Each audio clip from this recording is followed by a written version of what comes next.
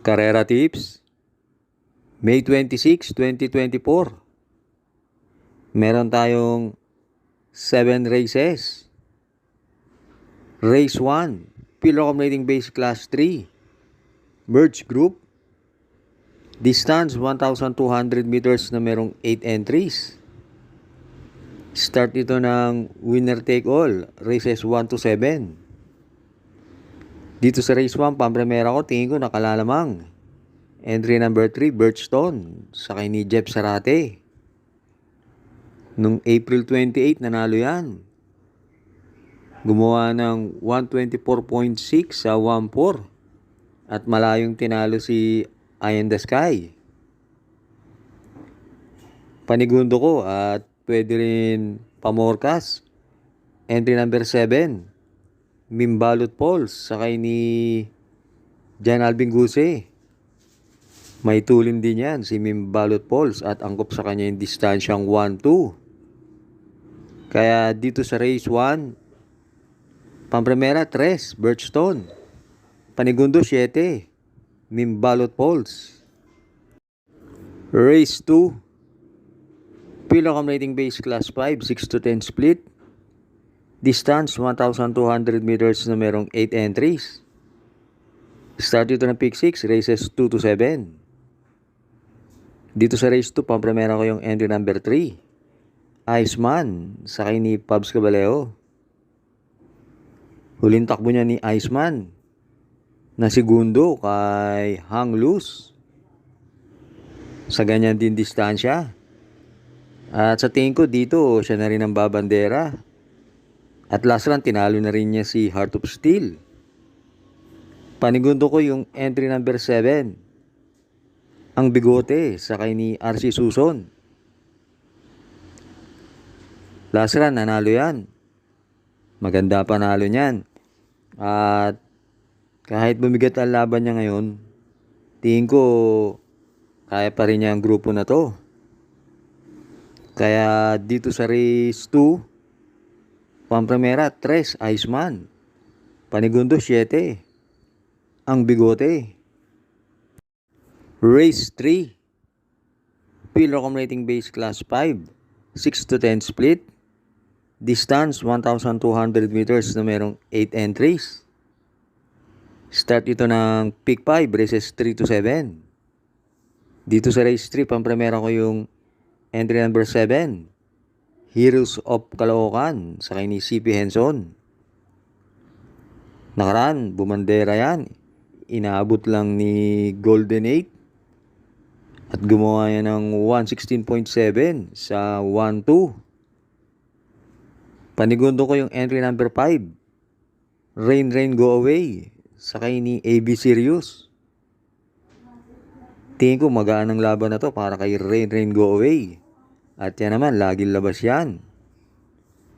Kaya dito sa race 3, pampremera 7, Heroes of Caloocan.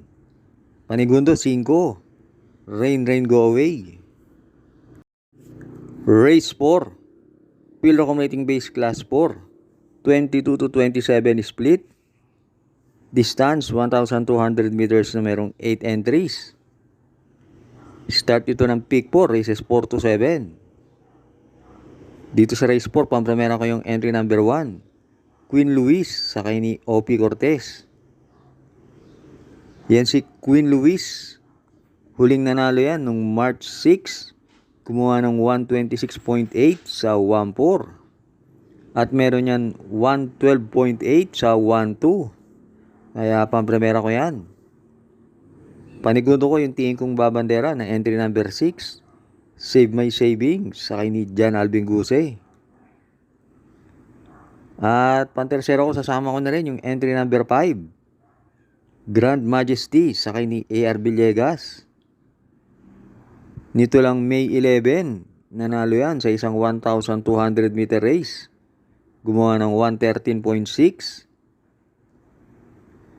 Kaya dito sa race 4, pampremera 1, Queen Luis.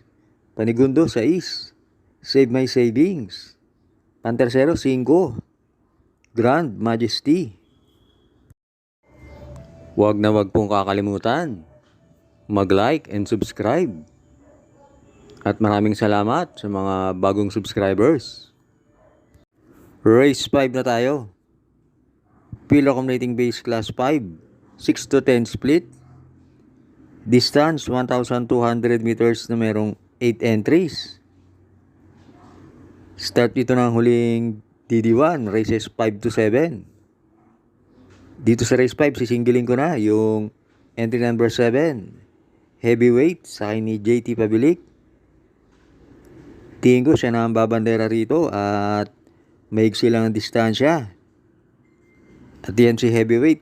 Ang tinalo niyan sina Snow White at si Alasabon. Kaya tingin ko nakalalamang yan. Kaya dito sa race 5, single, 7 heavyweight. Last double na tayo. Race 6, pillar accumulating base class 4, 16 to 21 split.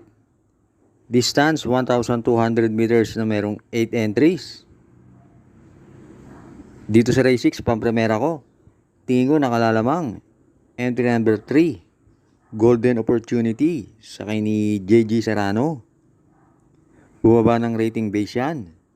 At nung nanalo yan sa maiden, nagtsempo yan ng 127.8 sa 1-4. At tinalo niya sina Besali at Sunny Nature.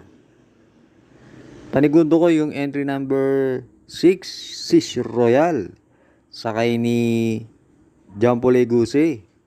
Yan naman, nakadalawang sunod na panalo. Kaya dito sa race 6, pampremera 3, Golden Opportunity. Panigundo 6, Sish Royal. Hi and happy racing din sa ating mga members. Good luck sa inyo ngayong araw ng linggo. Last race na tayo, race 7. Pillar accumulating base class 5, 11 to 15 split. Distance 1,200 meters na merong 8 entries. Magandang karera tong race 7. Idagdag nyo yung mga kursunada nyo. Paratingan pa naman. Hindi nagkakalayo ang preba nila. Pampremera ko rito yung entry number 1 ay Under Oath, sa kay ni KB Abobo. Kung di ako nagkakamali, last run, tersero yan. Medyo maigsi nga lang ang karera para sa kanya, pero yan si I Under Oath, lumaban yan sa maiden stakes. At panigundo ko yung entry number 8, Glenda's Magic, sa kay ni Jan Alvin Guse. Pag inilaban yan, tingin ko may panalo yan dahil maigsi lang ang distansya. At nung nanalo yan sa ganyan distansya 2 weeks ago, gumawa yan ng 114.2. At pantersero ko, sasama ko na rin yung entry number 6, Magnum Force, sa kay ni MR Elios. 51 lang ang dala at nanalo rin yan sa isang 1,200 meter race. Gumawa ng 115. Kaya dito sa race 7, pampremera 1, I Under Oath. Panigundo 8, Glenda's Magic. Pantersero 6, Magnum Force.